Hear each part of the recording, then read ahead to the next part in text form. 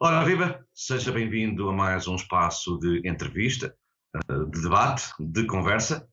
A bola ainda não entrou em campo, mas a Bola TV nunca saiu de campo. E continuamos a acompanhar o que está a passar no desporto português nestes tempos extraordinários de Covid-19. O painel, para não variar, é um painel de luxo. Temos o Diogo Luís, que nos últimos tempos tem praticado artes de equilibrismo, tal a dificuldade de compreender os mercados financeiros, e disso ele já vai falar. Temos o Lides, que aproveitou esta quarentena para aprimorar os dotes de agricultor.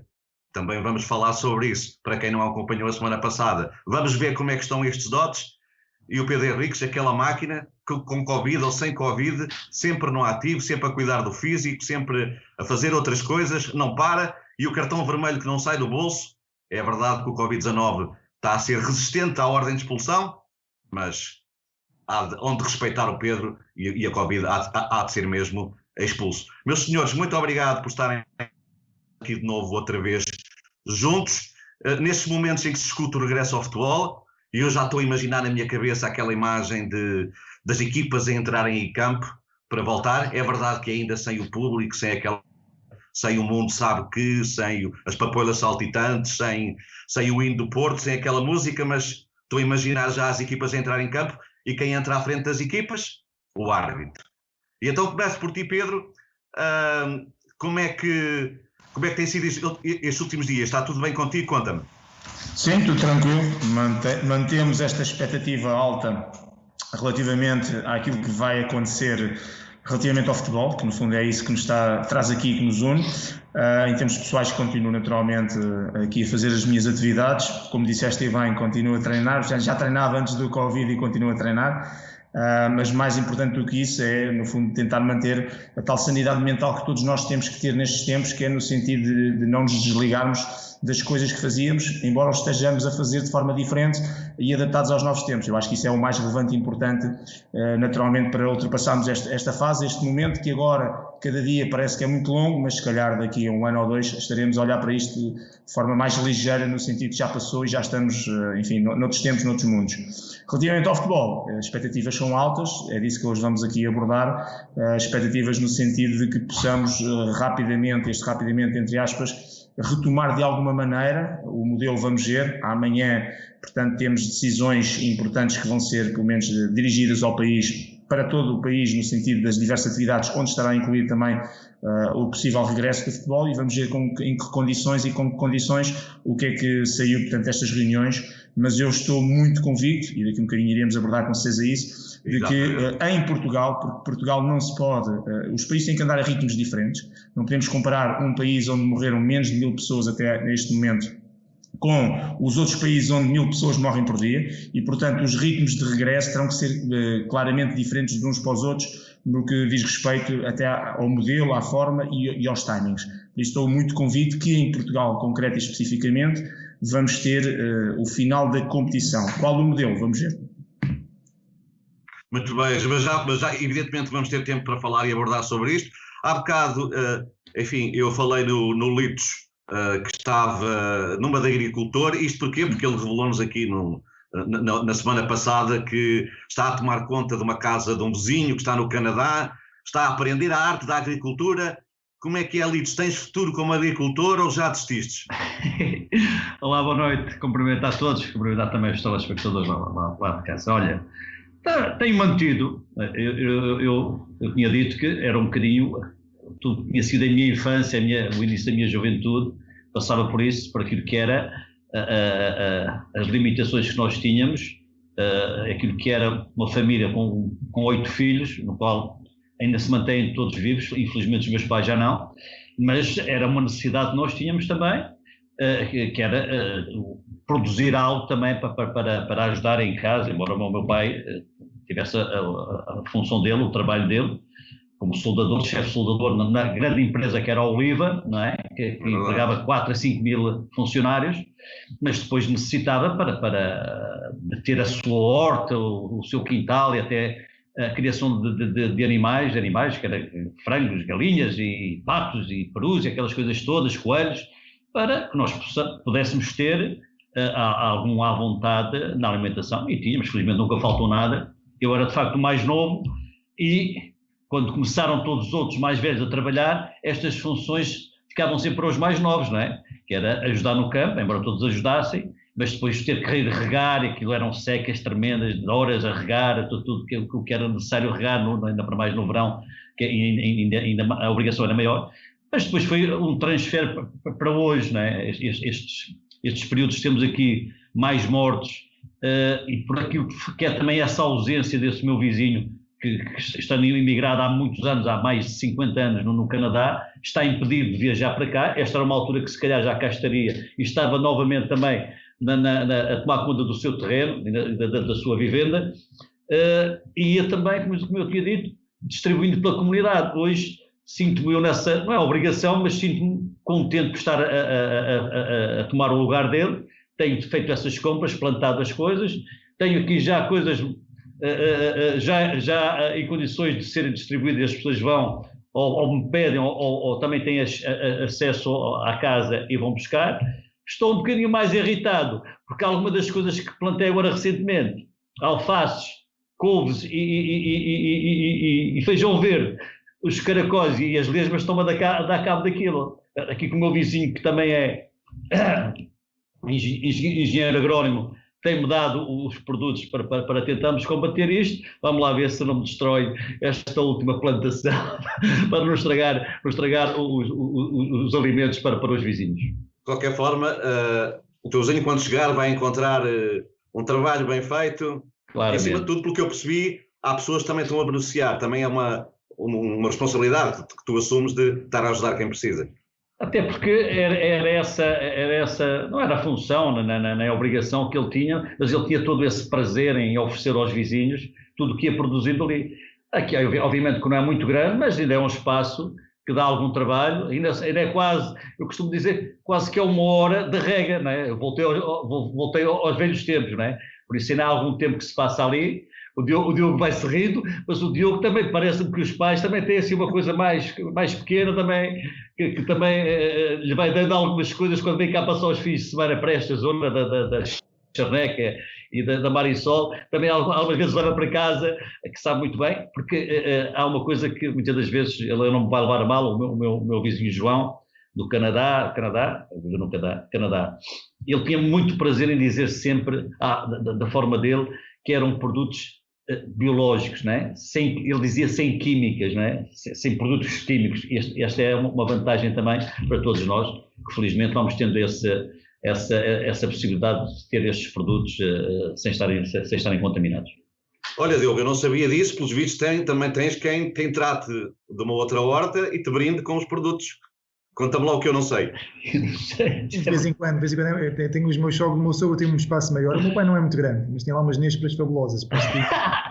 Trouxeram-me outro dia um tupperwarezito e foi logo derretido. São nésperas biológicas, sem produtos nenhuns, mordidas pelos pássaros, são aquelas mais saborosas. E pronto, mas olha, há bocado também falei no equilibrismo, porque a tua atividade profissional tem muito a ver com investimentos, com gestão de ativos, e com louco ou não, ou que nervos de aço é que tens que ter porque estávamos a comentar até ontem em conversa que os mercados andam meio loucos. Que nervos de aço é que tens que ter, não é? A minha loucura tem a ver com a falta de capacidade para fundamentar o que está a acontecer, porque eu, quando não percebo as coisas, fico um pouco irritado. Ou seja, quando tu olhas para a economia real e a economia real não tem reflexo naquilo que são os mercados financeiros, que era o que devia acontecer, está-te a escapar alguma coisa, das duas uma. Ou és tu que estás bem e os mercados estão mal, ou sou eu que estou mal e os mercados estão bem a antecipar alguma coisa que pode acontecer no futuro. Normalmente os mercados também são otimistas e antecipam se calhar as coisas 6 ou 7 meses antes, mas parece-me também tem muito a ver com a forma como os governos, como os bancos centrais estão a intervir na economia. Felizmente há muita liquidez e é importante que exista, porque isto estamos a passar por uma grande crise, mas tem a ver com algo exógeno, não foi por má gestão de ninguém, foi porque apareceu um vírus que obrigou todo o mundo a parar. E, portanto, como tal, também é obrigatório que os Estados e os bancos centrais consigam intervir e apoiar a economia, apoiar as pessoas, as empresas, nem sempre da melhor forma. Muitas das vezes nos Estados Unidos tem acontecido isso, as pequenas e médias empresas têm subsídios, mas quem está a ir buscar os subsídios são as grandes empresas, as empresas públicas, e, portanto, há sempre ali algumas complicações pelo meio, mas no limite a intenção é boa. E quando a intenção é boa, o que importa para as pessoas é que consigam suportar esta fase menos positiva, de forma a que, quando o vírus passar, e a minha dificuldade é percepcionar quando é que o vírus vai passar, porque ainda hoje ninguém sabe como é que o vírus funciona. O vírus tem capacidade de mutação, pode andar no ar, pode não andar. Há pessoas que já testaram positivo 2 vezes, ou seja, recuperaram e testaram positivo. O Paulo Dybala, segundo consta, é um dos exemplos.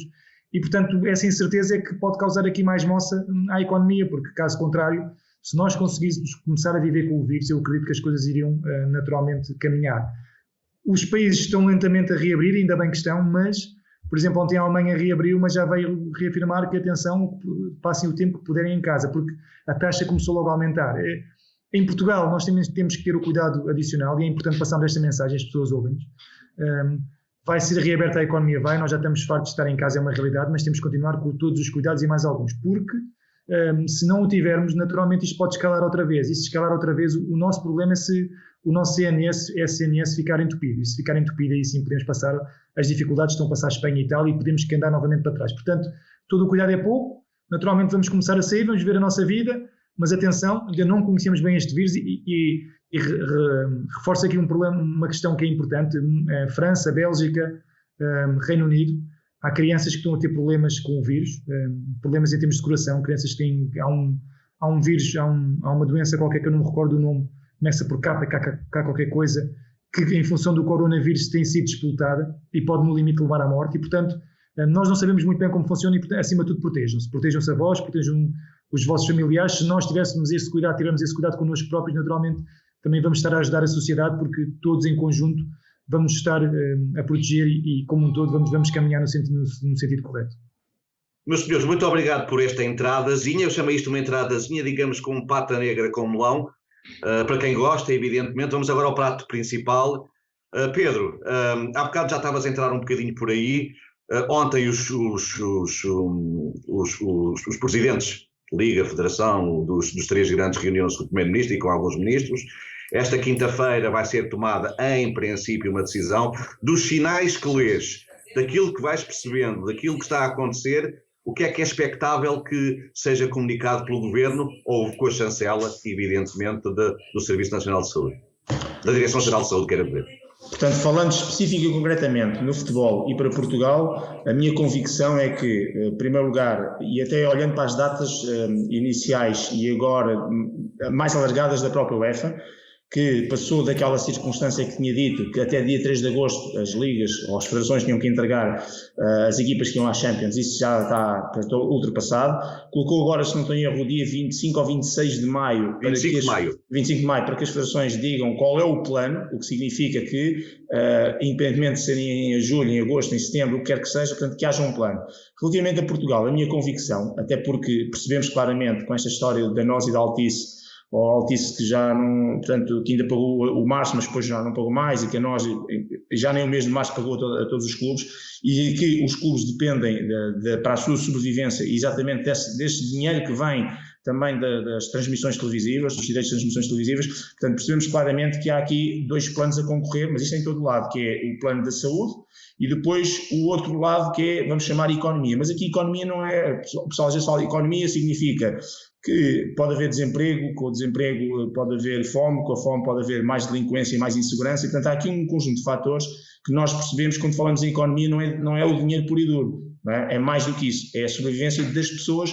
E se calhar, em vez de depois termos um problema, que é o problema do Covid, enfim, e que estamos todos a dar a importância que merece ter, por isso é que o mundo parou, mas temos outros problemas a concorrer, e portanto a ideia é como é que nós vamos conseguir fazer de alguma maneira, porque precisamos ganhar tempo, até à questão da vacina ou dos antivirais, como é que nós conseguimos manter pelo menos isto na descida, ao ralantim, por forma a que consigamos durante este ano, que é expectável, ao ano e meio, que as coisas não parem, porque aqui a questão de parar é que pode ser irreversível. Podemos ter situações irreversíveis de alguns clubes que entrem numa falência tal, já não seja possível voltar atrás com as consequências que isso tem nas casas das pessoas, que são as pessoas que estão a trabalhar nos clubes, e portanto não é só o jogador. Nós olhamos para isto muitas vezes com o árbitro, o jogador e o treinador. Não, é muito mais do que isso, não é? Portanto, a minha expectativa em relação ao futebol em Portugal concretamente é que nós vamos terminar as competições e, portanto, nós vamos ter o resto que falta do campeonato. Não sei, muito honestamente, há a porta fechada, as pessoas falam muito que o futebol é efetivamente para os adeptos, mas neste momento há um problema de sobrevivência do próprio futebol,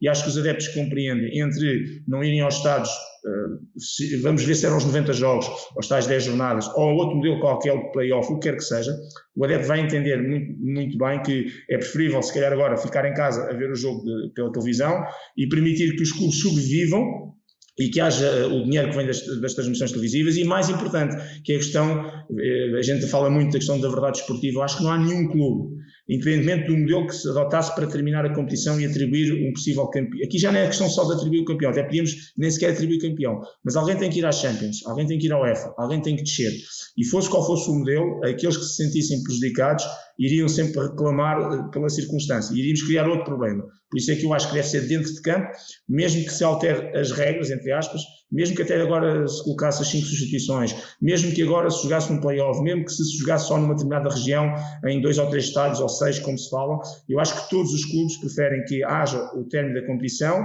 mesmo que depois aqueles que não ganhem possam dizer que as regras foram alteradas e que não foi bem, o campeonato não foi bem igual, mas nunca poderão dizer que foi na Secretaria que foi decidido. E por isso a minha convicção, muito honestamente, é que vão terminar os campeonatos, vai ser uma solução para términos dos campeonatos, o modelo vamos ver qual é, embora este seja o mais plausível. Sabemos que a região centro, por exemplo, vários distritos da região centro se ofereceram para fornecer os estádios e todo o apoio logístico, até porque isso também vai revitalizar naturalmente a economia, quando mais seja dos hotéis, enfim, do que quer que seja, e portanto vamos ter campeonato, vamos acabar o campeonato dentro das 4 linhas, os clubes irão eventualmente ficar menos mal com o dinheiro que pode vir também destas transmissões televisivas, os jogadores estarão ativos, os mercados vão funcionar porque vai depois terminar o campeonato, alguém vai à Champions, vai haver transferências, e portanto a minha convicção é que em Portugal, ao contrário pelo menos que se sabe que é a França e a Holanda, que deram já por concluídos os seus campeonatos, que em Portugal vamos concluir, e estou convicto que isto também vai ao encontro daquilo que alguns países vão querer adotar também, porque a gente sabe que há um Big Five, não é? E desse Big Five a França já se pôs de fora. Mas tenho muitas dúvidas que, por exemplo, em Inglaterra eles vão adotar, vão ter vão estar na mesma circunstância, tipo terminar. Mesmo a Itália e a Espanha, onde os números são catastróficos, Itália quer retomar os treinos a 18, Espanha já dia 4, e portanto eu estou convencido que todos estes países vão ter de fazer um esforço muito grande, ao contrário da França, embora o que a França fez foi um murro no estômago da Europa, e esta declaração também do médico da FIFA, no sentido que antes de setembro não convinha haver os campeonatos com a justificação médica, mas eu estou convencido muito honestamente que em Portugal, não sei as datas, mas que vamos ter o campeonato até ao fim. Litos, partilhas esta convicção? E por outro lado, se aquilo que se vai sabendo e já é conhecido da forma como a Liga está a preparar o plano, a higienização e estas regras de segurança, se isto dá alguma segurança para voltarmos ao futebol? Olha, o Pedro já quase que disse tudo, não é? Em relação a este tema. Só reforçar que, já o tinha dito a semana passada, por tudo o que tem vindo a público, aquilo que vai ser o controle com os intervenientes no jogo, embora haja aqui, penso eu, que os apanha-bolas não irão estar sujeitos ao controle, mas também vão ter um afastamento de segurança, pode não criar perigo nenhum para os atletas. Obviamente que irão ter as máscaras e as luvas, os desinfetantes, acho que é o suficiente, embora tivesse tido também qualquer bola que fosse para a bancada, eu não vejo qual é que é o problema da bola ir para a bancada e voltar a ter que ser novamente desinfetada se lá não existe ninguém, mas aquilo que eu acredito é que, havendo o controle sobre os jogadores e todos os intervenientes, e vai existir esse controle 48 horas antes, 24 horas antes da competição, acho que é um espaço de grande segurança. Por isso, ainda hoje vi aqui um dos responsáveis na última página do Jornal A Bola, o médico da FIFA, que criticava até algo que os jogadores fazem normalmente durante o jogo, que deveria ser advertido com um cartão amarelo, uma cuspidela para o chão. Acho que são situações, obviamente que não é bonito de se ver, mas são situações normais dos atletas, que normalmente no seu esforço têm estas necessidades fisiológicas. Acho que não faz sentido. Sou dessa opinião, sou da opinião também do Diogo Luís, que em termos das nossas casas, em termos do nosso dia-a-dia, continuar a ter esse cuidado, mas percebemos que, nesta altura, pode haver esta maior abertura em relação ao futebol. Acho que as condições vão estar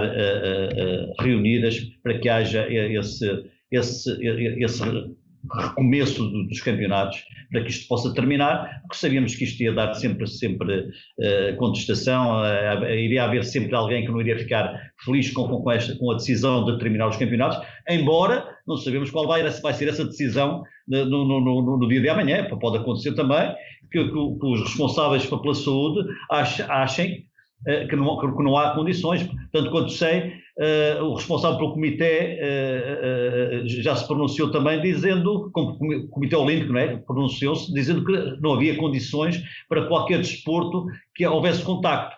Por isso não sabemos de facto o que é que irá acontecer. Espero para bem daquilo que é, como o Pedro dizia, a nossa sanidade mental, que necessitamos do futebol, necessitamos do desporto, que as coisas possam prosseguir e acabar. Olha, Diogo, eu hoje retenho uma frase de Pedro Mendes, do Montpellier, que disse à bola, em que ele tem este desabafo curioso, é que como as coisas estão a ser preparadas, é mais seguro um jogador disputar um jogo de futebol do que um trabalhador ir para uma fábrica trabalhar, porque de facto, e a gente repara, olha para aquele caderno de encargos todo, e se aquilo for realmente tudo cumprido, a esmagadora maioria das empresas, por muito boa vontade que tenha, não consegue aquele grau de higienização, de segurança, de afastamento.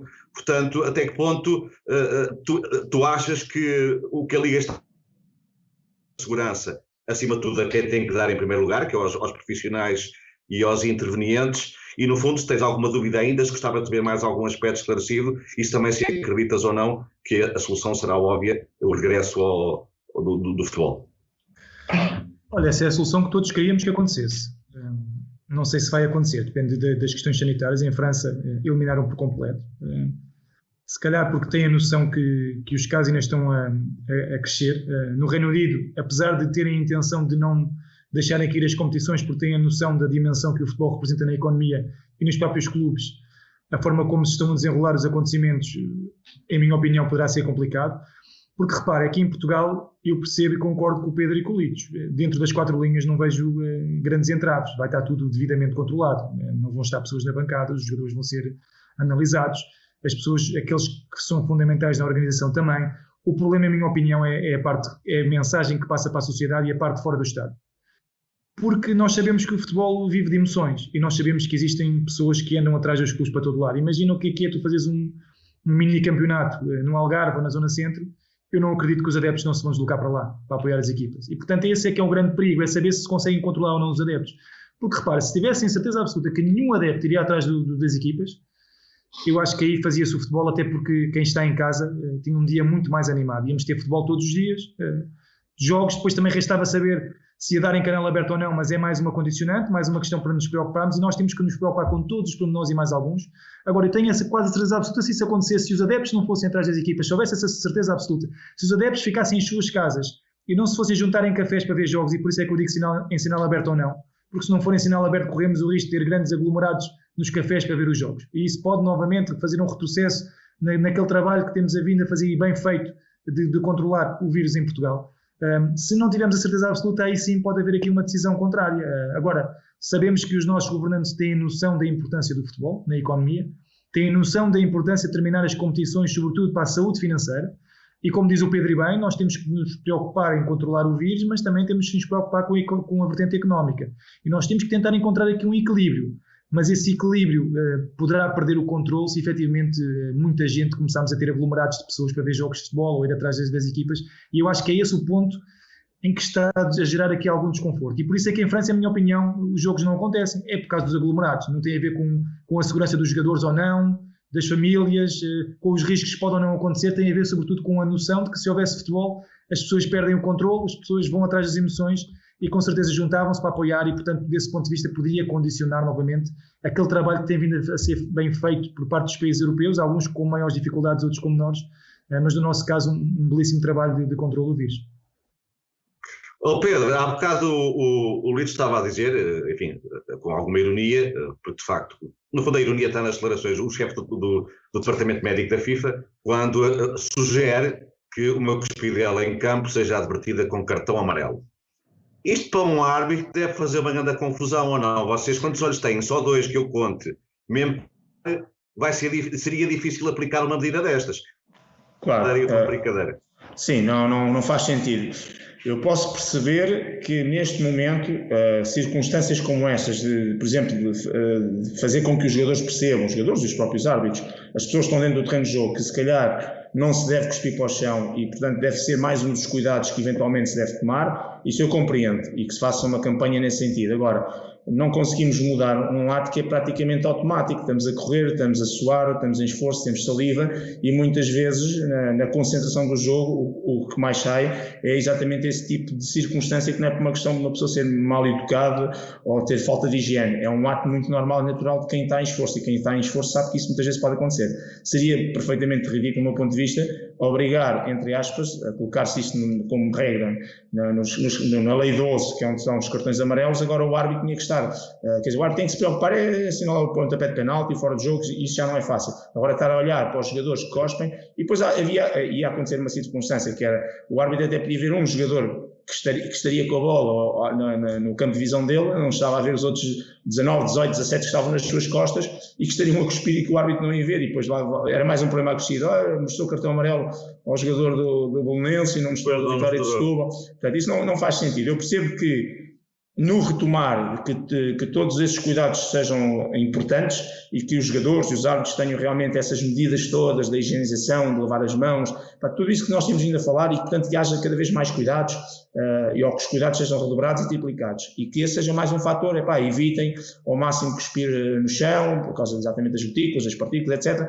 Mas de qualquer maneira, enfim, não, acho que de repente as pessoas que muitas vezes estão no futebol, e isso acontece com os políticos, acontece com muita gente, e depois colocam nos Instagrams ou não sei o quê, uma coisa qualquer, depois passado uma hora vem pedir desculpa. Quer dizer, já estou as desculpas não se pedem, evitam-se, e só me revela que tenho muitas dúvidas, eu tenho muitas dúvidas em relação à capacidade, à inteligência emocional que a maior parte das pessoas que até têm cargos de importância e relevância têm. Porque uma pessoa que faz uma declaração qualquer e depois, passado uma hora, se arrepende e tira do Instagram ou da rede social, de certeza absoluta que essa pessoa não é a pessoa certa para estar onde quer que seja, porque antes de o fazer tem que pensar e tem que ter experiência, maturidade e inteligência emocional para pensar que não o pode nem deve fazer. Isso é mais uma daquelas declarações que não acrescenta absolutamente nada ao futebol, e que ele queira dizer que devemos começar em setembro, porque é médico e sabe melhor que ninguém, tudo bem. Que ele diga vamos evitar cuspir e ter outras práticas que normalmente se têm, até às vezes nas comemorações do gol, coisas que às vezes se fazem que se calhar devemos deixar de fazer, tudo bem. Agora dizer vamos mostrar cartão amarelo, realmente é alguém que, olha, faz parte mais daquele grupo de pessoas que estão no futebol e que não fazem nenhuma ideia do que é o futebol. Não é isso. Diz Litos. Olha, se me permites, eu partilhava com vocês, até porque há uns anos atrás nós assistimos, e depois até se falou, levantou-se algumas, eu também vou dizer, não sei se é verdade, eu vou focar algo que vi no Messi, num dos jogos em que estava a entrar para o segundo tempo, e que quase que vomitou. E isso foi muito falado, levantou-se algumas situações que até podiam ser corretas. Eu falei uma outra vez, e acho que não foi na televisão, que eu tive os mesmos problemas, porque me parece que o Messi tem também o problema da sinusite, e isto é uma das tais situações que nós em campo, com o esforço, normalmente seca na garganta, e nós quase que temos essa necessidade de colocarmos fora aquilo que lá está e que nos vai incomodando. E normalmente quando seca também provoca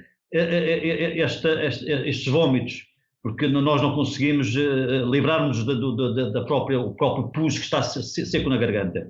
Por isso, até estas situações que muitas vezes também vemos com os jogadores, até em termos do nariz estar obstruído, e tem o tal gesto, não é? Que também pode vir a ser proibido, porque também percebemos o perigo que ocorre nessa situação, porque normalmente o jogador tem esse gesto sempre de colocar fora, a suar-se para o relevado, ou algumas vezes até para as camisolas, não é muito higiênico, mas é uma necessidade que os atletas têm. Os próprios árbitros também o têm, quando também estão no próprio esforço. Por isso, queria só fazer esta comparação, que me parece naquela altura o Messi teve a mesma situação que eu tive várias vezes, porque normalmente quando ingerimos até no intervalo algo, isso mais provoca este tipo de situação que o Messi teve numa entrada para a segunda parte no jogo do Barcelona. Olha, Diogo, também não sei se sobre isto de soslaio, por exemplo, quando lestes, É verdade que é uma ideia que já caiu, os jogadores jogarem de máscaras, terem que as trocar de 15 em 15 minutos, enfim, as bolas quando saíam de campo, antes de reentrarem, serem higienizadas, e inclusivamente, talvez uma das mais peregrinas de todas, um ministro alemão, quando defendia, sim senhor, o futebol que regresse, mas sem contacto físico. Essa então foi de levar às lágrimas. Portanto, quer dizer, se calhar também estamos cá gente que não entende o que é o futebol, não é? E então manda assim estes bitites. Sim, olha, a questão das máscaras eu não sei se é possível, se não, e na Alemanha acho que eles vão tentar fazer isso. Depende... Mas acho que já está a cair, Diogo, acho que já perceberam que se calhar ia mudar de 15 em 15 minutos não dava. Sim, mas isso, repara, em jogos com calor também se para de 15 em 15 minutos e tinha que ser uma adaptação e era um contexto diferente. Se tivesse que ser, eu acho que o jogador ia se adaptar como se adapta jogar com capacetes ou qualquer coisa. Agora tudo o resto é mais complicado e é assim, para regressar para o futebol regressar e não regressar, ou seja, o que é que eu quero dizer com isto? Regressar, mas depois de 10 em 10 minutos estamos a parar o jogo, só para regressar, só para receber o dinheiro de televisão também não faz sentido. Ou há condições para regressar e os jogadores estão concentrados, estão focados naquilo que é a tarefa, não se preocupam se a bola sai ou não. A partir do momento em que a bola sai, a volta na relva, não tem que ser higienizada. Claro. A relva, em princípio, não tem problema nenhum, não teve lá ninguém a cuspir, se não houver lá pessoas com coronavírus que vão lá para dentro para criar o próprio vírus dentro do terreno de jogo, isso não irá acontecer. E, portanto, desse ponto de vista, parece-me que, acima de tudo, temos que nos concentrar naquilo que são as condições de segurança dos jogadores. Psicologicamente, eles também têm que estar preparados para aquilo que vão encontrar pela frente.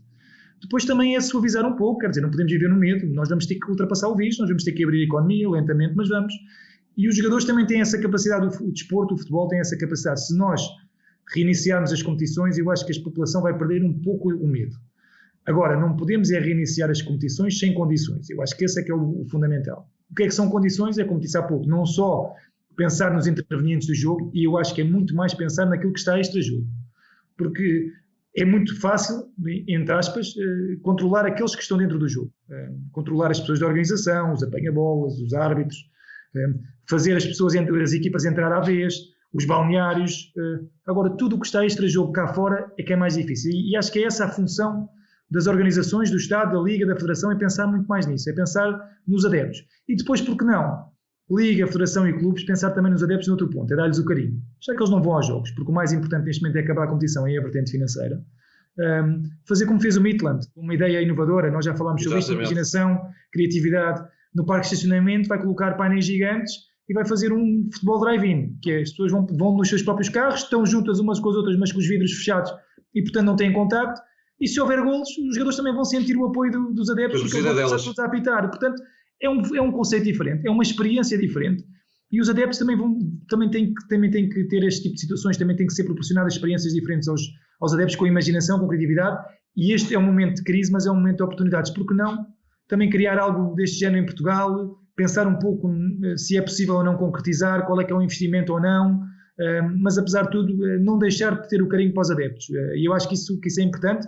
E realce, por exemplo, o Benfica, que enviou uma carta a todos os adeptos, a falar não deixa de ser uma carta que podia ter sido colocada na internet, mas fez a questão de enviar a carta, Correio Azul, para todos os adeptos, explicar o momento que estamos a atravessar, as dificuldades, que o clube está preparado ou não. Enfim, muito mais do que querer passar aquela mensagem, porque a mensagem é sempre passada, é demonstrar o carinho que tem pelos adeptos e que os adeptos continuam a ser fundamentais, mesmo não podendo participar nas decisões que aí estão à porta, nomeadamente as decisões de retomar o futebol e de apoiar a sua própria equipe. Diogo, Jorge, eu sou da mesma opinião que o Diogo, até porque ainda na segunda-feira fiz esse programa também com o Manuel Fernandes para a Sporting TV e eu fiquei exatamente isso, me preocupava o que é normalmente os adeptos gostam de ver chegar à sua equipa aos estádios e que seria algo a ter em conta. O Manuel Fernandes dizia, e também com alguma razão, que os adeptos vão querer estar em casa para ver o jogo, né? Que estão tão famintos por ver a sua equipa jogar, querem estar sentados. Agora, o Diogo também tem razão, que eu também fiquei isso. Os operadores também criarem, os próprios clubes criarem condições para que as pessoas tenham acesso aos jogos, que nós sabemos que as coisas estão caras, não é? Ter os canais televisivos não é barato, nem toda a gente tem essa possibilidade. Vai depois criar outro problema. Vai ser os cafés, não é? Para as pessoas verem os jogos, vão recorrer aos cafés, onde se vai aglomerar muito mais gente. Eu acho que aqui, embora sabemos todos que as operadoras também necessitam desse dinheiro que é cobrado às pessoas para poderem ver os jogos, para pagar aos clubes, por isso isto é uma bola de neve, né?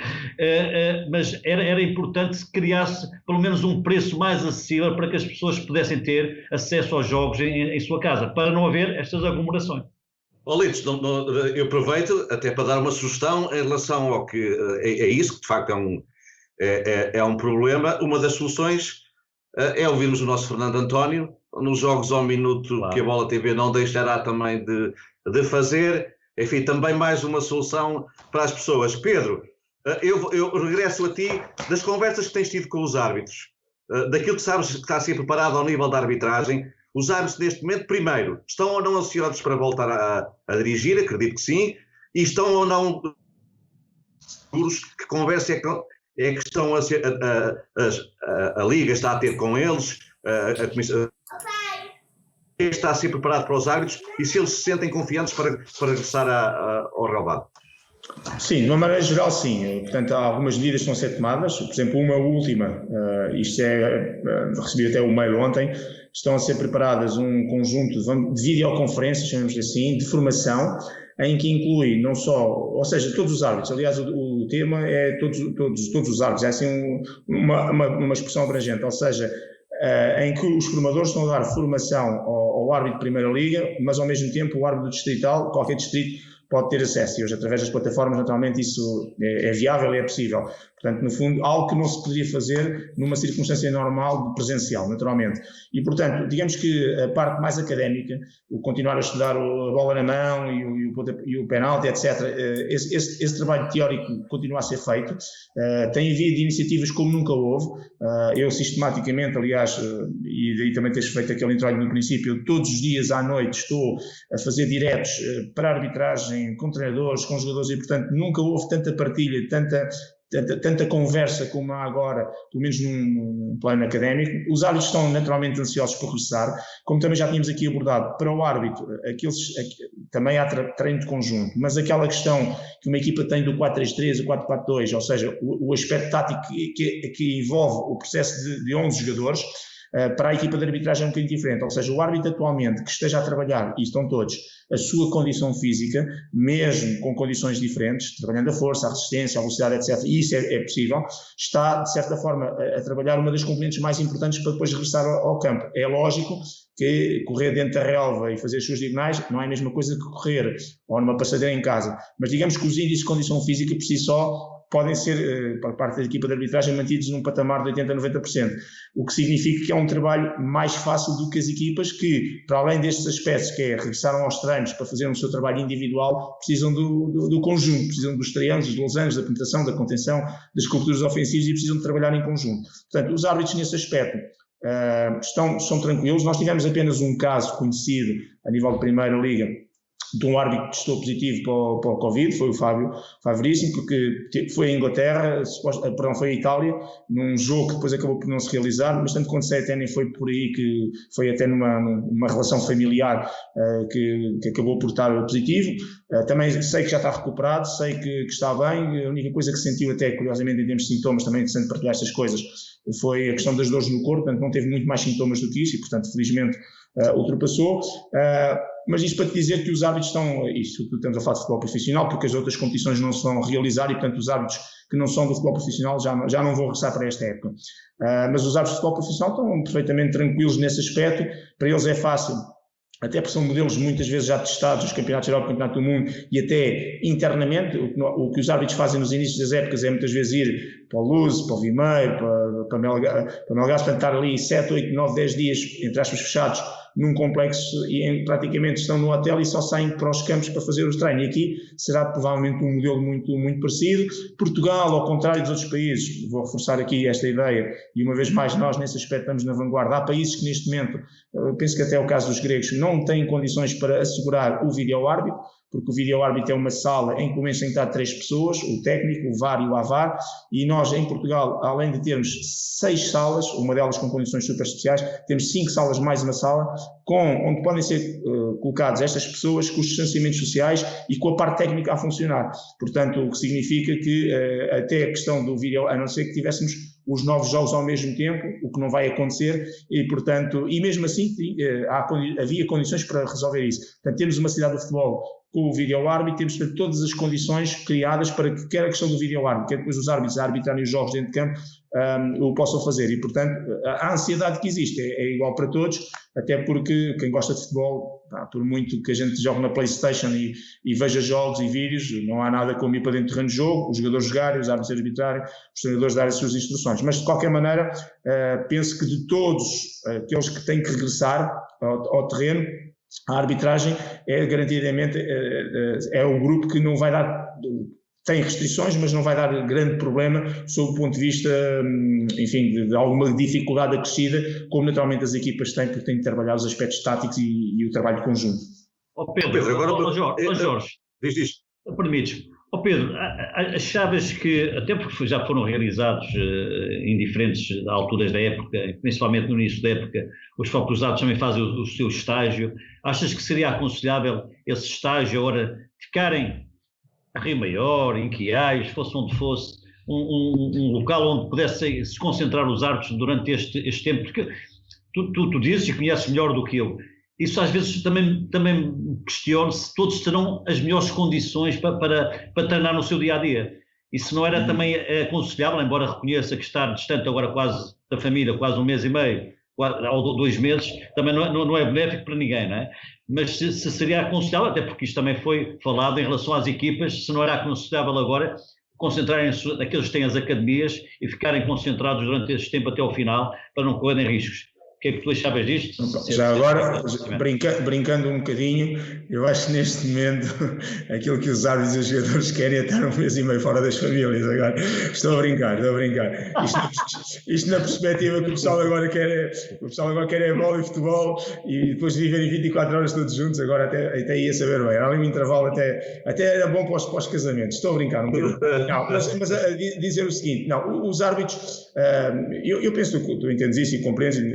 Foste jogador, és treinador e, portanto, sabes isso melhor do que ninguém. Estes estágios de 1 mês, mesmo tendo esse lado que é estarmos afastados das famílias, dos filhos, etc., e que custa nesse aspecto, mas a paixão pelo futebol é tão grande, é como ir para um campeonato da Europa e estar ali 1 mês fechado. É uma alegria, é uma vontade, é um prazer.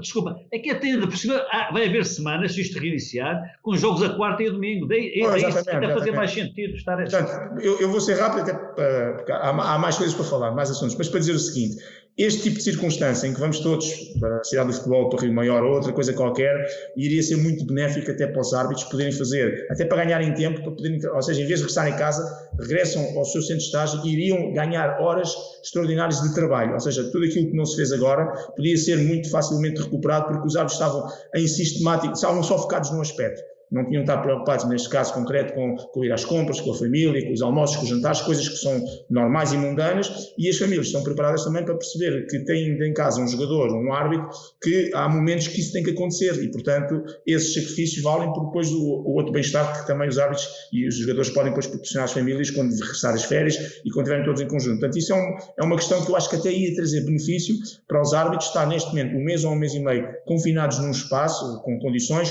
para trabalharem arbitragem de manhã à noite. Diogo, volto a ti até para introduzir um outro tema que pode ser algo polémico ou nem toda a gente o está a entender da mesma maneira, que tem a ver com o plano que a Liga que já preparou, evidentemente, que já entregou ao Governo e que está a ser analisado também pela Direção-Geral de Saúde, um plano exaustivo, não vamos falar nem de perto nem de longe de todas as medidas, mas que basicamente visam garantir as condições de higienização dos balneários, viagens no dia do jogo, os próprios autocarros higienizados, sei lá, coisas tão pequeninas, parecem tão pequeninas como os delegados quando vão assinar os relatórios, cada um tem que ter a sua caneta e tem que se garantir que trouxe a caneta de casa e não pode haver partilhas, enfim, tudo ao pormenor. No entanto, havia uma grande dúvida no plano que nós próprios já abordámos aqui antigamente, que era responder a esta pergunta: e se por algum azar, por muitos testes que os jogadores façam e vão fazer, vão estar sempre a ser testados, por forma a que se garanta que só vai jogar quem de facto acusou negativo à Covid-19,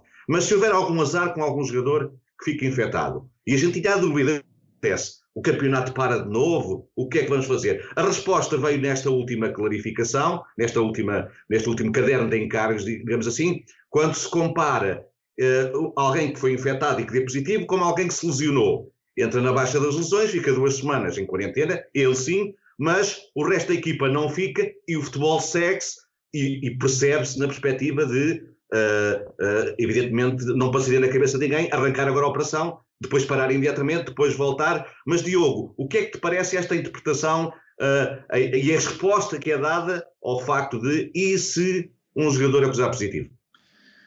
Olha, é uma situação difícil de gestão. Esse é um dos pontos que tem que ser mais bem pensado para depois ser executado. Não me parece que faça sentido o jogador ser acusado positivo, ser colocado em isolamento e os restantes colegas continuarem a jogar, porque possivelmente também vão ser afetados. E, portanto, coloca aqui em termos psicológicos uma grande pressão em todos os jogadores, em todos os intervenientes. Mas isso faz parte do risco. Nós também podemos andar na rua e ser atropelados. Um jogador pode ir atravessar a rua e ser atropelado. Não sei. Ou seja, os jogadores têm que estar conscientes para aquilo que vão. As equipas têm que estar conscientes para aquilo que vão e têm que assumir esse risco, sabendo que pode haver situações que não corram bem. Se não correrem bem, no limite, se calhar tem que se terminar com as competições, mas tem que se tentar fazê-lo. Eu acho que seria muito negativo se isso acontecesse e por isso é que tem que estar tudo muito precavido, tudo muito bem delineado, muito bem pensado, os exames muito bem feitos, de forma a que os jogadores tenham a certeza que não existe perigo algum, porque se todos os intervenientes não tiverem acusado positivo, não tiverem positivos, naturalmente não há forma de ficarem, porque se não tiverem contacto com ninguém, se tiver tudo higienizado, portanto, desse ponto de vista, existem condições de segurança, porque mesmo para a sociedade, imagina o que é para a sociedade, nós estamos a ver que o futebol começou, e nós sabemos a dimensão que o futebol tem na nossa economia, na nossa sociedade, a dimensão social, e imagina o que é um jogador acusar positivo, o que é que as pessoas vão pensar? O medo vai aumentar drasticamente, e portanto, os governantes, quando vão permitir que o futebol avance, também têm que ter isso em conta, têm que perceber que tem o lado positivo, mas depois também tem o lado negativo e faz sentido, tem que colocar tudo nos pratos da balança e entender se faz sentido arrancar ou não. É um problema difícil de resolução, naturalmente, que é, como já disse, e responder diretamente à questão. Agora, não bastará isolá-lo, em minha opinião.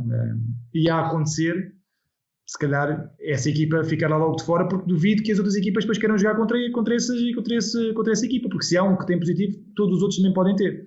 Nós sabemos a forma como este vírus rapidamente se repercute, e, portanto, é uma situação a ter em conta, mas é um risco que temos que correr se avançarmos para as competições. E os jogadores e os intervenientes e toda a gente da organização têm que ter isso em conta, sabendo que não há uma solução imediata, porque não há um tratamento, não há uma vacina, e como tal, teremos que correr esse risco, e se acontecer algo de pior, poderá acontecer como acontece em França, na Holanda e possivelmente na Bélgica, que é terminar as competições. Deixa-me só tocar aqui também num ponto, Jorge. Porque a Liga está muito preocupada com a Primeira Liga, mas parece-me que a Segunda Liga já é quase descartada.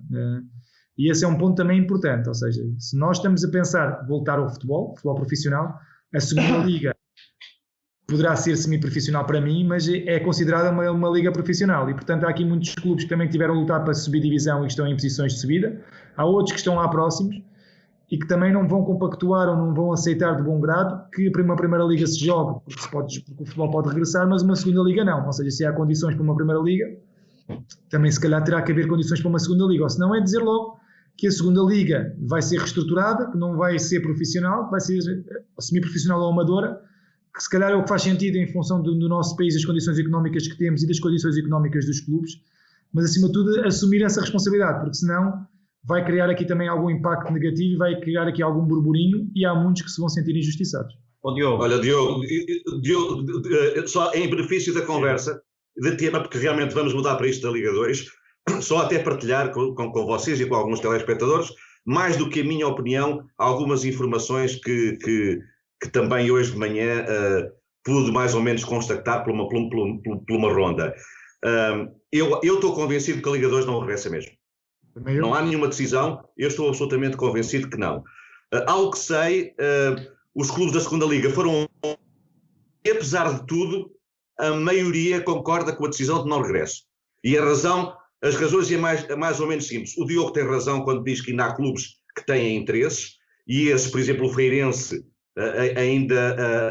acho que o diretor-geral do Feirense já veio dizer que gostava de jogar, o Cova da Piedade, porque ainda acredita que se pode manter, também não estará muito de acordo, mas os contactos têm permitido uniformizar e, apesar de tudo, haver uma concordância genérica. Isto porquê? A classificação, por um lado, ajuda. O Nacional tem 50 pontos, o Farense 48 e o Feirense, que está em terceiro, está a 7 pontos, 42. É verdade, com as jornadas que faltam, 7 pontos são perfeitamente recuperáveis, mas apesar de tudo ainda é uma distância razoável. E mesmo na descida, o Vilafranquense tem 24, o primeiro clube acima da linha d'água, a Piedade, o primeiro abaixo, tem 17 e o Casa Pia tem 11, o Casa Pia de facto sem grandes esperanças de manutenção. Ou seja, a classificação pode ajudar a tomar uma decisão. Mas os clubes começaram a fazer contas. E quais são as contas que os clubes estão a fazer? Neste momento, em receitas de televisão, grosso modo, eu vou falar em média, eu não sei o que é que está pago em todos, está por igual, mas grosso modo, em média, em tabela, digamos assim, em tabela, o que os clubes deixariam de arrecadar em receitas televisivas pelos jogos que não vão ser dados seriam 90 mil euros, à volta disso, 90 mil euros. E depois começaram a fazer contas. Quanto custa, primeiro, responder àquele caderno de encargos todo? Higienizações, condições, tudo. Quem paga? Porque dava a sensação que a Liga no início mostrou-se um bocado mais generosa, mas também quando começou a fazer contas, testes. Quantos testes vão ser precisos fazer? Cada teste andará à volta dos 100 euros. É verdade que é possível a Liga fazer um acordo, e vai fazê-lo para todos, mas vamos imaginar que com este acordo, com alguém que fornece aos testes, é possível, e não será difícil, vão ser tantos milhares cada um. Mas mesmo assim têm que ser testadas 35 pessoas, uma ou duas vezes por jogo. Eles começaram a fazer contas, quanto é que isto dá? Muitos milhares só nos testes. Ou seja, há clubes que estão em layoff e que já não têm desportivamente nada a ganhar.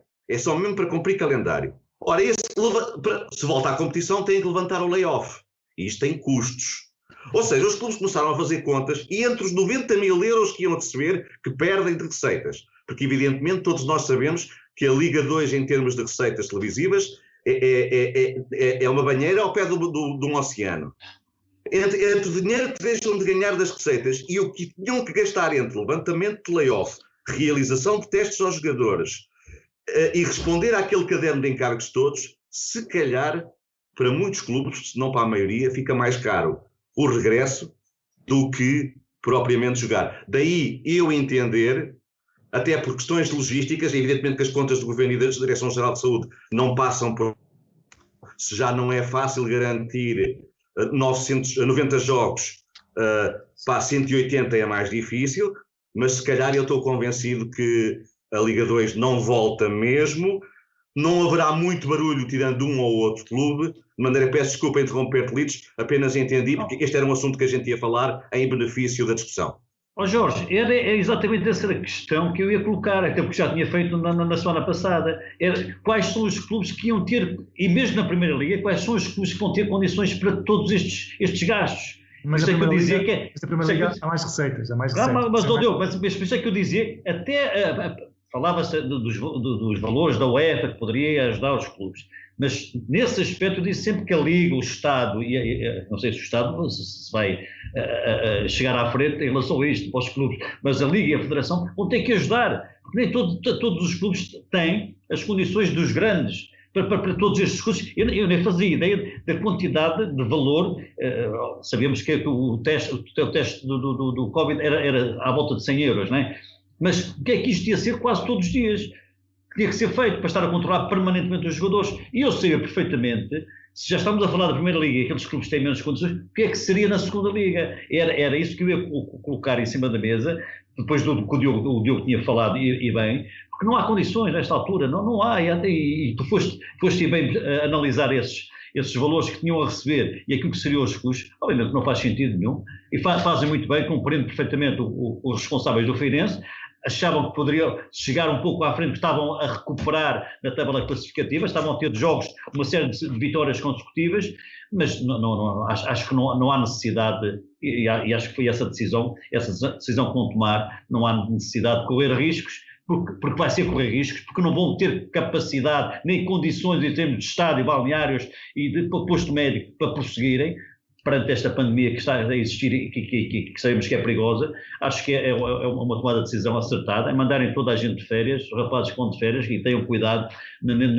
continuem a ter cuidado neste tempo de férias, e que possamos ter na próxima época, quando acharem que é aconselhável, voltarem a disputar esta liga, que sabemos que também é possível, que é uma liga em que também existem bons jogos, E nós temos tido essa oportunidade de assistir a bons jogos neste campeonato.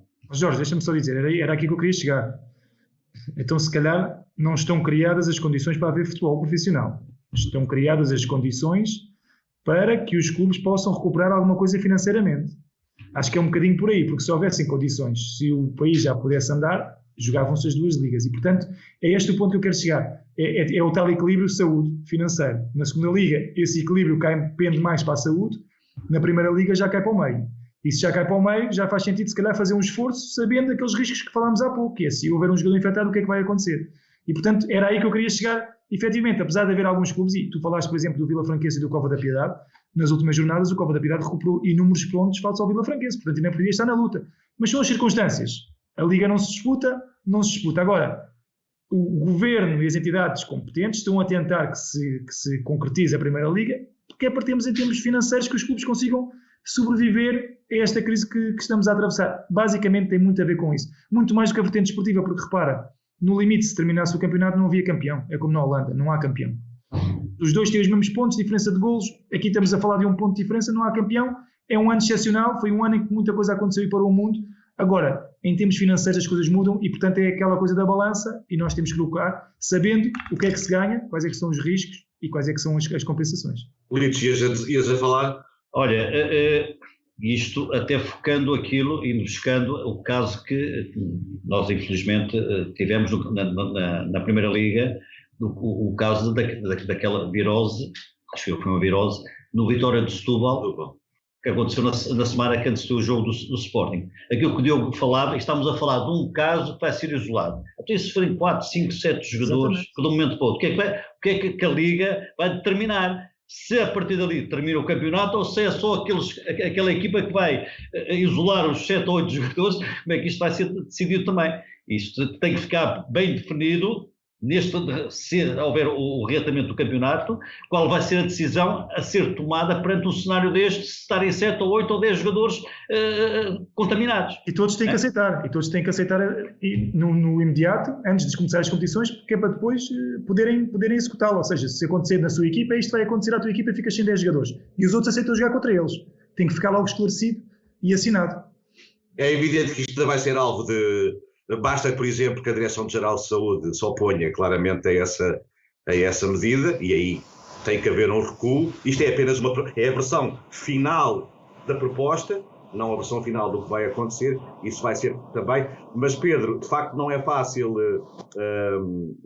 ter que decidir, e não invejo quem tem que tomar decisões importantes.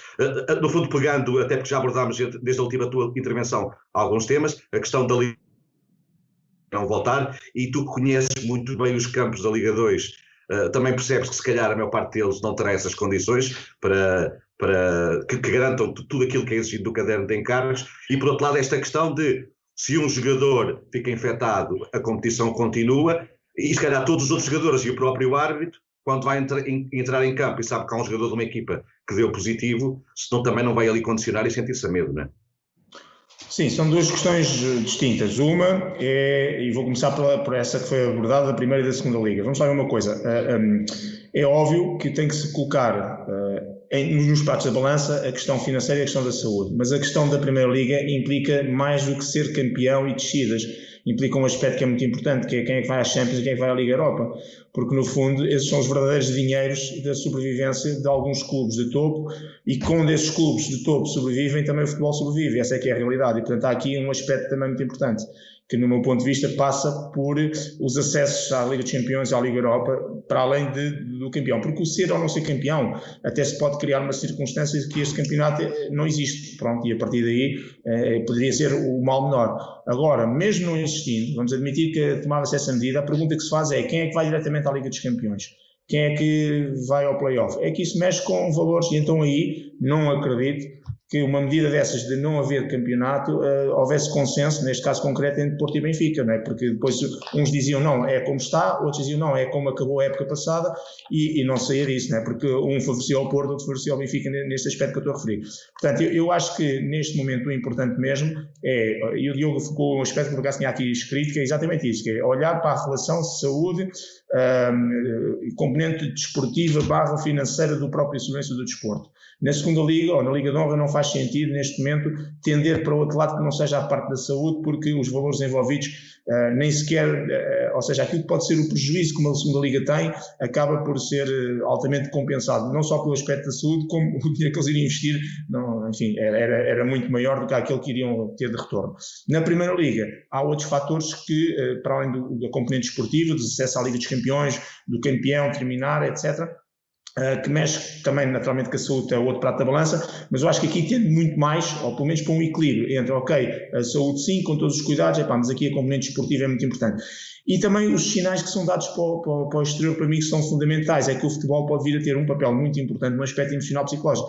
Nós ainda não abordámos aqui, mas neste momento uma das grandes preocupações do nosso país, para além do Covid, e temos visto agora que já não é só virologistas que estão a aparecer na televisão, agora começaram a aparecer a rapaziada a falar dos casos relacionados com o comportamento com a parte da psicologia, ou seja, neste momento temos aqui um problema muito grande, mais grave que aquilo que as pessoas possam pensar, que tem a ver com depressão, com ansiedade e com os efeitos que isso tem nefastos.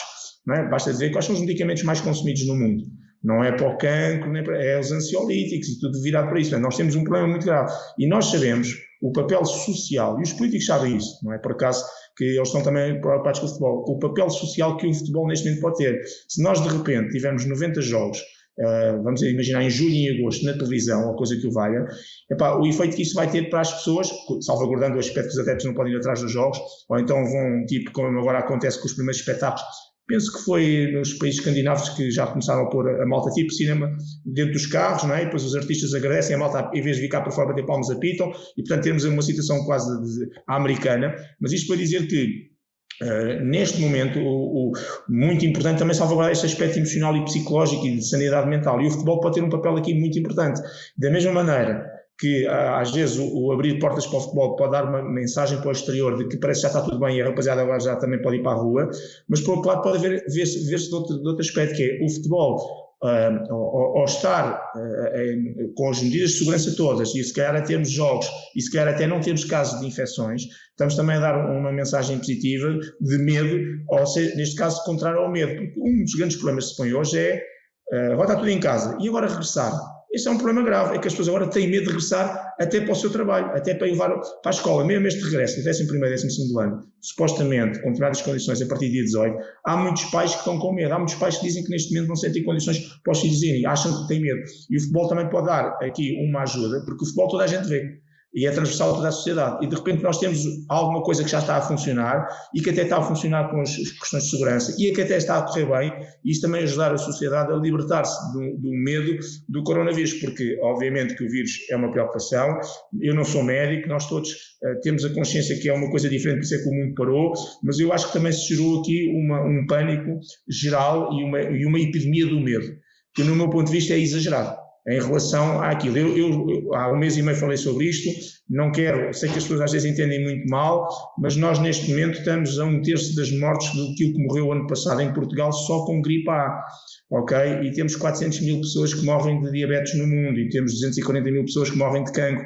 É lógico que estas doenças não são contagiosas, eu sei, mas portanto estes números reais que nós temos das mortes, quando comparado com outros males que nós temos, não são assim tão graves quanto isso. Uma morte é o suficiente para ser grave, porque se pensarmos que essa morte pode ser a pessoa que está ao meu lado em minha casa, a minha mãe, o meu pai, etc., obviamente que é grave. Eu não estou a desvalorizar isso, só estou a dizer é que há aqui uma cultura de medo generalizado que também é muito provocado. Porquê? Por isso é que uma das coisas que eu faço durante o dia, eu só ouço notícias sobre o Covid uma vez por dia. Aproveito aquele momento em que as entidades vêm cá fora dizer ali para o almoço, e depois eu não ouço mais nada. Os canais em minha casa não são esses, são outros. Porquê? Porque ainda a minha filha dizia, com a razão, ela tem 15 anos, pai, eu ouvi uma notícia neste canal, ouvi replicado no outro, e ouvi à hora de jantar deram as mesmas notícias, hoje de manhã deram as mesmas notícias, ou seja, vão replicar 10 vezes, 15 vezes por canal que morreram mais 20 pessoas. No final de 24 horas, o efeito que isto tem na cabeça das pessoas é que morreram 10 mil ou 50 mil pessoas, quer dizer, parece que é uma crise. No fundo só morreram entre aspas. E este é um aspecto também extremamente importante, que é este aspecto mais emocional e mais psicológico. De qualquer maneira, concluo dizendo que estou muito convicto que a segunda liga não vai voltar, e é quase certo que vamos voltar a ter a primeira liga, e vamos voltar a ter a primeira liga só em determinadas condições, e eu acho que vai ser mais positivo do que negativo, mesmo com esses receios todos, que é de repente temos alguém infectado, mas isso é o risco que nós todos corremos quando atravessamos a estrada, quando fazemos outra coisa qualquer. A vida é um risco e comporta risco. E as pessoas têm a certeza absoluta que os árbitros e os jogadores, ninguém vai contrariado para dentro do campo. Podem ter psicologicamente, no fundo, algum receio, algum medo, acho que sim, mas também temos a consciência, e Portugal nesse aspecto trabalha bem, no meu ponto de vista, que nós a regressarmos, não podemos dar a certeza que vai correr tudo bem, mas vamos regressar que são medidas e condições que os clubes percebem claramente que são estes mínimos exigidos e de acordo com uma Direção-Geral de Saúde, e portanto eu acho, agora é que é caso para dizer, eu acho que vai mesmo correr bem.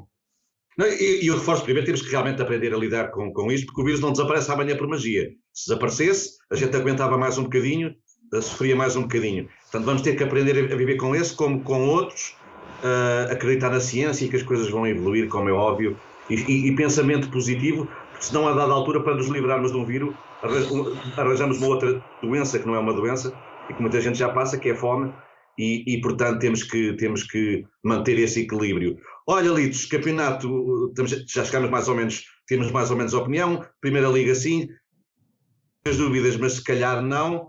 Olha, taça é que não sabemos que tem, se vamos ter ou não, e a taça que era aquela festa, sempre é aquela festa, mas lá está, se calhar também faz sentido, é a festa do povo sem povo, claro. Se calhar aquela ideia da federação, que não foi assumida nestes termos, atenção, mas se calhar é possível esperar para saber se pode haver público, porque de facto taça sem mata do Estádio Nacional, porque é o maior estádio do país e é a final da taça. Começa nas matas do Estádio Nacional, aliás, começa antes na Romaria, começa em Braga, em Trás-os-Montes, em Olhão, Vila Real de Santo António, que é a Romaria para o Jamor, depois passa pelo Jamor e por aquelas patuscadas e aquele bom tempo, acaba no jogo, enfim, na festa, mas realmente se calhar não vamos ter taça, não é? Olha, amigo, o Diogo acho que esteve presente também, o Pedro Henriques então já teve vários, penso eu. Quantas já fizeste, Pedro? Finais? Espera aí que está... Desculpa lá, é que eu desligo o som.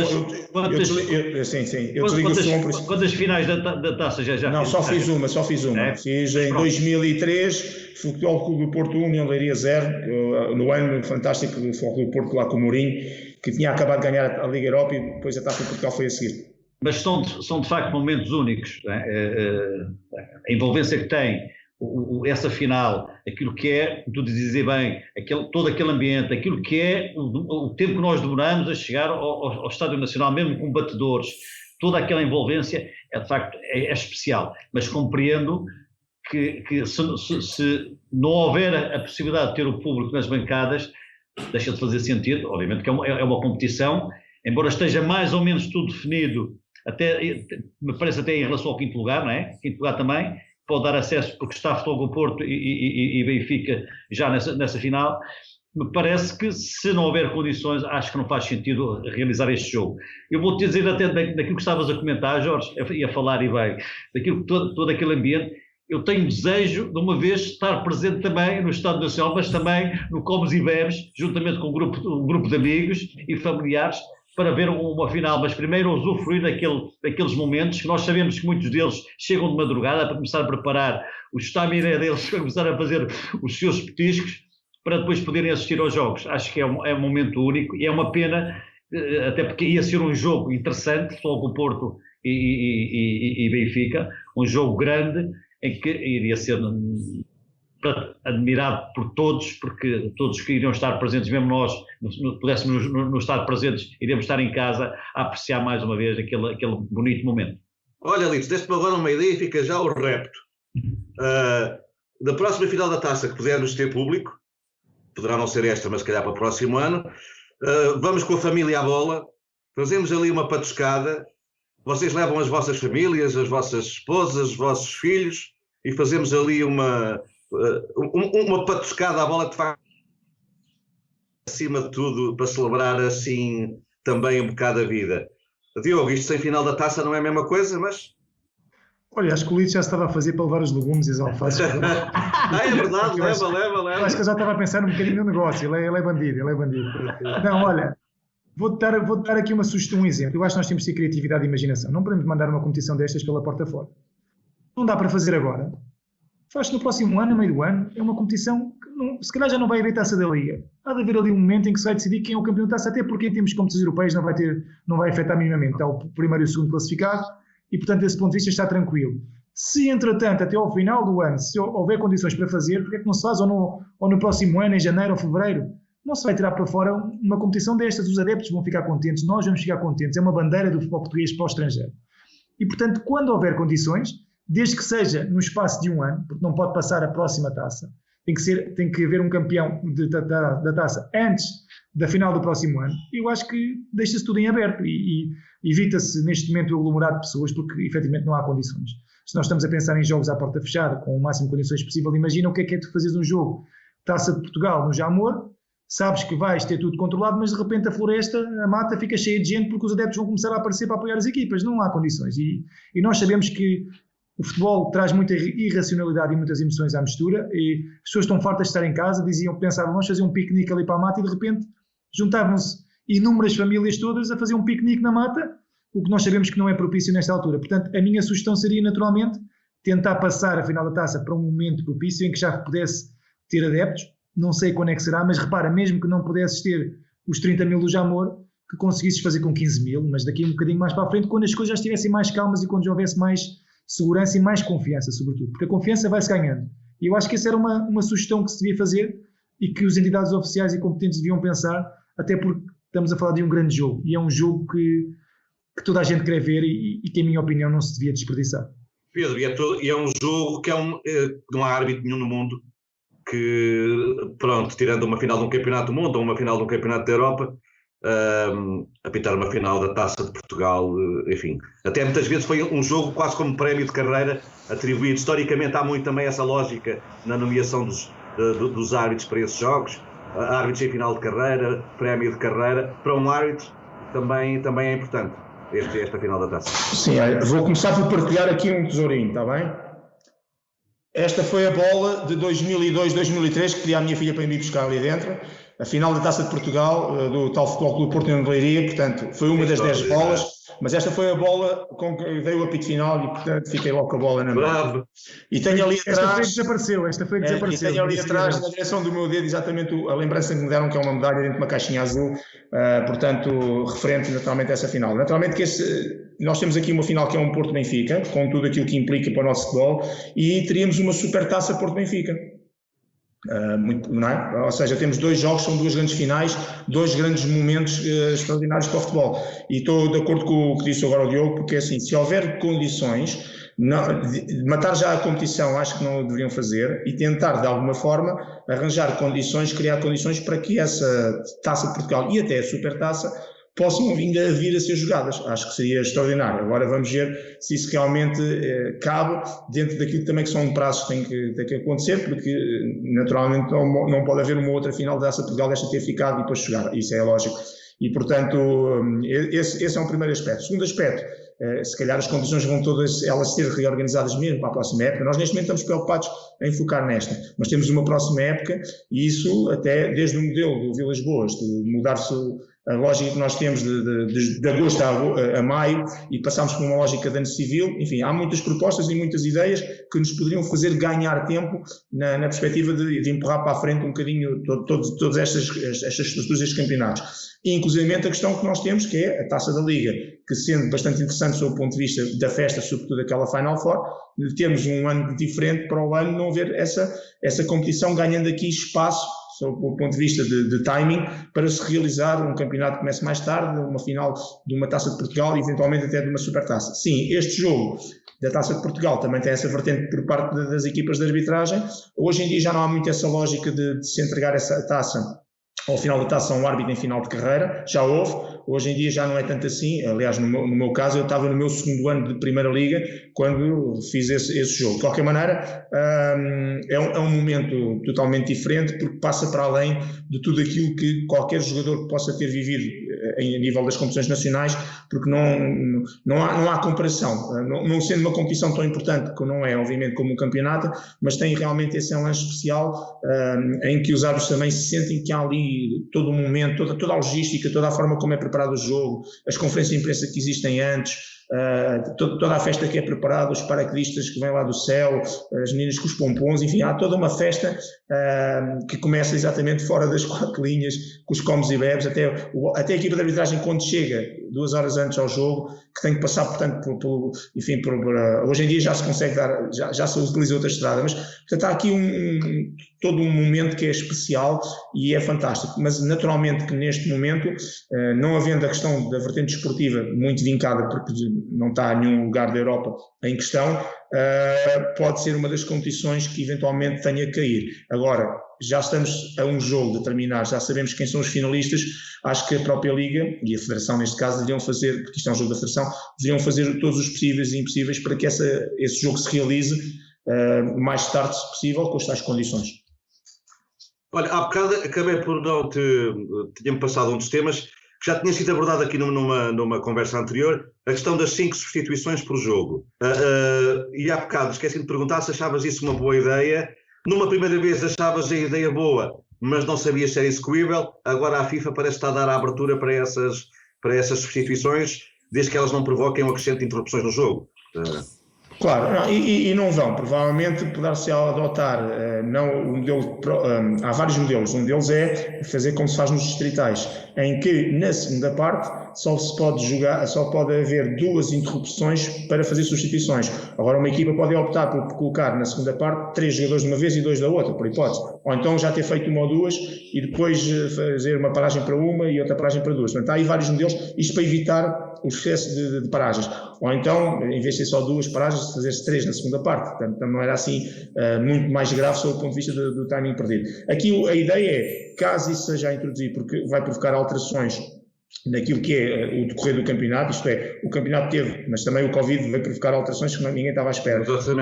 Exatamente, mas desde que as equipas sejam informadas, e tem que ser, obviamente, e estejam de pleno acordo e que as condições sejam iguais para todos, eu acho que não me choca. E aqui poderia haver o benefício de realmente, perante a circunstância que temos, os jogadores que estiveram parados, condições físicas que se perderam, etc., de haver aqui alguma vantagem no sentido de não ir subcarregar fisicamente os 11 mais 13, ou seja, não ser só 11 mais 3 jogadores, mas ser 11 mais 5, o que digamos que daria para espalhar o esforço. Basicamente, partindo do princípio que o guarda-redes não é substituído, teríamos quase a situação por cada 2 jogadores, um pode ser substituído, e isso poderá dar uma grande vantagem. E outra vantagem que é, se as competições, se calhar não vão ser domingo e domingo, vão ser domingo, quarta, domingo, então aí percebemos claramente a grande vantagem que é da não sobrecarga física para os jogadores e a gestão que o próprio treinador pode fazer com as 5 substituições. Os jogadores jogam este domingo, outros jogam na quarta e, portanto, isso pode ser uma boa medida e estou convicto que não há nenhum clube da Primeira Liga que vá se opor a uma circunstância que até vão tirar benefícios. E para o treinador também,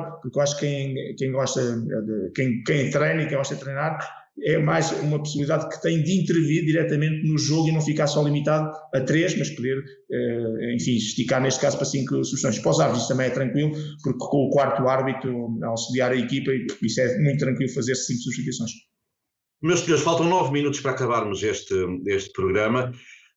Nesta reta final eu gostaria de começar, Litos, pelaquela imagem que nós ontem vimos do Primeiro-Ministro, dos presidentes dos clubes, Pinto Costa, Frederico Varandas, Luís Filipe, de uma imagem que é raríssima, que é, nunca pensaríamos ver. Será que, e se calhar vou ser um bocadinho otimista e vou medir no fundo isto é um termómetro à temperatura do vosso otimismo.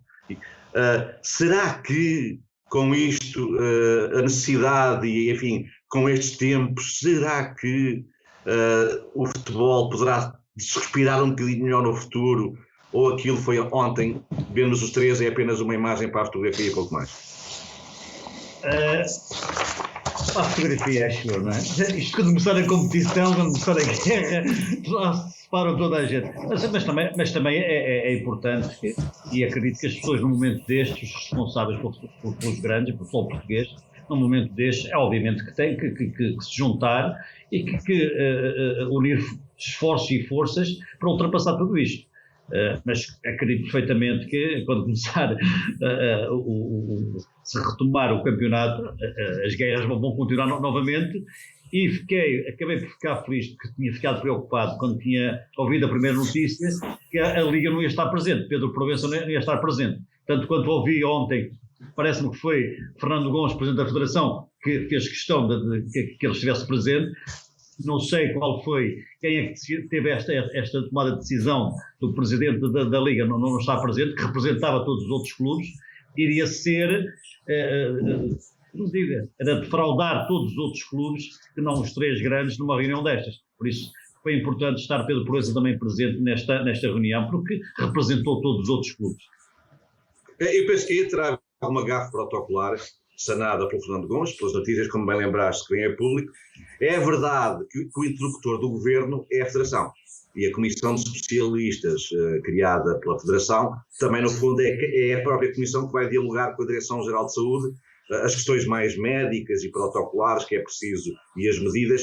De qualquer forma, também se percebe o convite aos 3 grandes, eles representam também muito, mas de facto mandava um bocado alguma cautela estar também o Presidente da Liga. Mas Diogo, tu também, numa versão muito empresarial, há algo que tu tens chamado a atenção, quem te acompanha e acompanha os teus comentários, tens chamado a atenção para muitas coisas, nomeadamente tu e não só, atenção, neste caso não é só tu, há muita gente a defender o mesmo, a necessidade de desavenças, mas os clubes grandes, em especial os grandes, têm que se unir, sentar à mesa, estratégias comuns em termos financeiros e económicos, até porque as notícias são más. A Altice anunciou que a prestação do mês de abril já não vai ser paga. Em relação aos grandes, é o Futebol Clube do Porto que está mais afetado, uma vez que o Benfica e o Sporting protocolaram com a nós, mas não conhecendo eu nenhuma decisão pública, nenhuma decisão tornada pública, seguramente que a decisão e a prática será a mesma.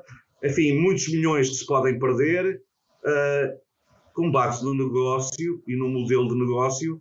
Convinha que os 3 clubes, de uma vez por todas, os outros todos, evidentemente, mas se estes 3 se entenderem, os outros por arrasto vão todos atrás. Sim, tem a ver com a questão social, com a dimensão social. Estamos a falar de 3 clubes que representam se calhar 80% ou mais dos adeptos em Portugal e, portanto, desse ponto de vista, tem uma responsabilidade grande.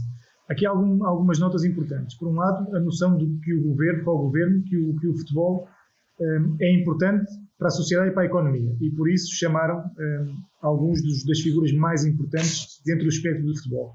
Triste por não terem deixado numa primeira fase o Pedro Proença de fora, porque o Pedro Proença representa todos os outros, é o Presidente da Liga, e portanto acho que houve aqui algum descuido, e nestes momentos não convém haver descuidos nem perder pormenores, porque isso depois pode fazer toda a diferença, pode ser algo desrespeituoso para com todos os outros. Importante também ter a noção de que ao governo ter esta noção da importância do futebol para a economia e para Portugal, que as entidades competentes, Federação e Liga, também têm uma responsabilidade adicional. Perceber que pode ser momento para todos em conjunto definir um caminho diferente daquele que estamos a seguir e olhar para os 3 grandes. E acho que é também puxar um bocadinho as orelhas, não é as orelhas entre aspas, mas relembrá-los que eles têm uma responsabilidade diferente face a todos os outros. E, portanto, que eles são fundamentais para que isto continue a andar. E que eles, muito mais do que olhar só para si próprios, têm que olhar para o todo. Não sei se eles têm essa noção, ou aliás, eles têm essa noção, mas acho que descartam um pouco. E nestas fases de crise é importante, se calhar, que comecem a olhar para ela de uma forma diferente.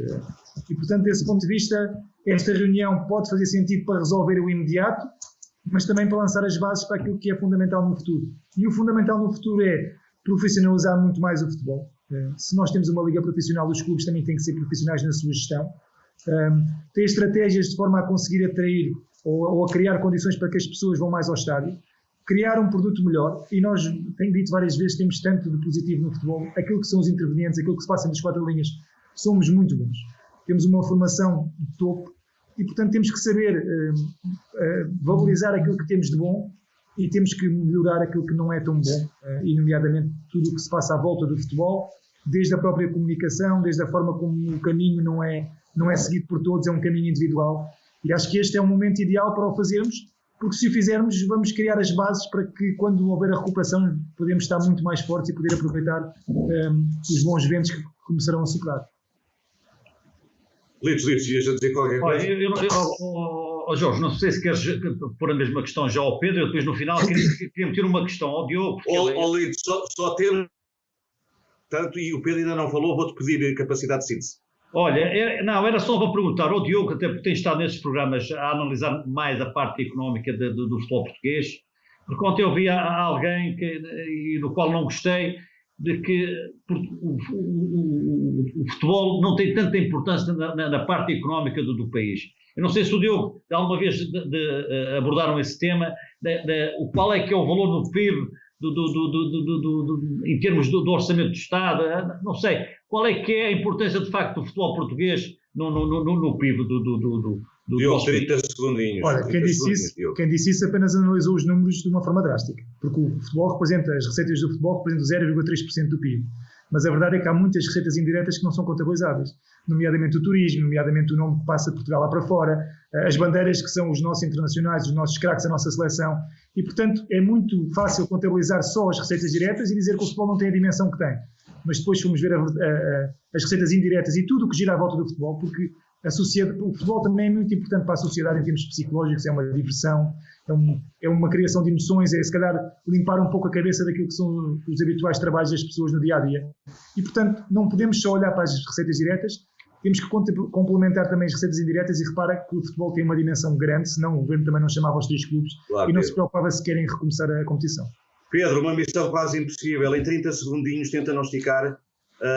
Um homem que pertence a uma classe que é a única que está isolada, atacada por todos os lados, mas este apelo à paz que acreditas ou não, pode haver alguma paz. 30 segundinhos, Pedro. Não, aqui foi um momento em que foi necessário os clubes reunirem-se. Basicamente surgiu daí, ou seja, acredito que estava em causa e está em causa a sobrevivência do futebol e, portanto, os principais clubes também sentiram isso e, portanto, não tinham como não estar presentes, não estar juntos. Era fundamental. É preciso lembrar que Sporting, Benfica e Porto, dos 200 mil pessoas que vão aos estádios, a média por época, por jornada, nós temos o Sporting, Benfica e Porto representam cerca de 110 mil. Portanto, ou seja, mais de 55%, e depois juntamos os 10 mil do Braga, os 12 mil do Boa Vista, os 16 mil, praticamente temos aqui os principais clubes. E o Pedro Proença tinha que estar presente, obviamente, por causa da representatividade que ele fazia em relação aos outros clubes. Eu acho que pode ter sido dado aqui algum sinal, mas também estou como o Leeds, quando isto voltar a rolar a bola e a gente esquecer o Corona, algumas destas questões vão por água abaixo. E só relembrar que o futebol contribui com cerca de 500 milhões para o nosso PIB. 0,3%. Portanto, tem uma importância muito grande. Não tenho mesmo mais tempo, agradeço-vos esta deliciosa conversa que tive convosco. Em relação a você que está em casa, permita-me uma palavra muito especial para os velhos do meu país. E quando falo em velhos, não é velhos como a gente costuma utilizar, como se fosse inútil de vida, como se fosse um problema e às vezes até um empecilho. Quando falo em velhos, e quem já esteve em África sabe o que eu estou a dizer, falo em velhos no sentido de sabedoria, de conhecimento, de maturidade, de experiência e de autoridade. E se a África faz alguma coisa de bem feito, e faz muito, como é óbvio, é também reconhecer este papel dos velhos. Os relatos que nos têm chegado dos lares são dramáticos, só que a luta não é só contra o Covid-19. Algumas reportagens que têm saído falam-nos de velhos que estão a desistir de viver, porque nesta luta contra o Covid-19 estão isolados, não podem ver as famílias, não podem estar com os netos, não podem conviver uns com os outros e isso está-lhes a retirar a vontade de viver. Que luta é esta que se trava nos lares? Eu tive a felicidade de ser educado pelo Sr. Amadeu e pela Dona Rosa, os meus avós que viviam comigo e cuidavam de mim e dos meus irmãos enquanto os meus pais iam trabalhar. Do meu avô aprendi histórias inacreditáveis. Aprendi o gosto pela leitura. Ele contava-me milhares de histórias, umas inventadas, outras ele viveu, outras lia em livros, mas para uma criança de 3, 4, 5 anos eram todas verdadeiras e fantásticas. Hoje sou o que sou graças aos meus avós. Eu não tenho respostas para vocês, eu não tenho soluções. Não me importo de chorar convosco. Força, vamos cuidar dos velhos do nosso país.